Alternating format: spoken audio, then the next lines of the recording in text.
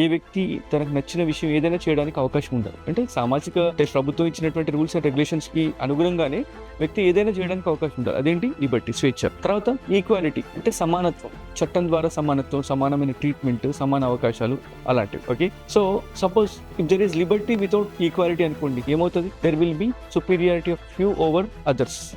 అంతే కదా, సమానంగా లేనప్పుడు స్వేచ్ఛ ఎవరు అనుభవిస్తారు? మనం ఇందాక చెప్పుకున్నాం కదా, ధనవంతులకే స్వేచ్ఛ ఉంటుంది. తద్వారా కొంతమంది డామినేషన్ సమాజంలో పెరుగుతుంది. అది సోషల్ డెమోక్రసీకి లీడ్ చేయదు. అర్థమవుతుంది. తర్వాత equality without Liberty is also dangerous. ఎందుకు? ఈక్వాలిటీ ఉన్నప్పుడు లిబర్టీ లేదనుకోండి, సమాజంలో అందరికీ స్వేచ్ఛ లేనప్పుడు సమాజం ఇట్ డస్ నాట్ ప్రోగ్రెస్. సమాజం సమానంగానే ఉంటుంది కానీ సమాజం ప్రోగ్రెస్ అనేది అవ్వదు. Because it kills the initiative. ఏదైనా వ్యక్తి కొత్త చేద్దామంటే తనకు ఆ స్వేచ్ఛ లేకపోవడం వల్ల సమాజం అలాగే వెనుకబాటు గురవుతుంది. కాబట్టి లిబర్టీ ఉండాలి, ఈక్వాలిటీ ఉండాలి. అలా ఉన్నప్పుడు మాత్రమే దేనికి సాధ్యమవుతుంది? ఫ్రాటర్నిటీ అంటే సౌభ్రాతృత్వం. ఈ మూడు ఉంటేనే దేనికి సాధ్యమవుతుంది? Social democracy.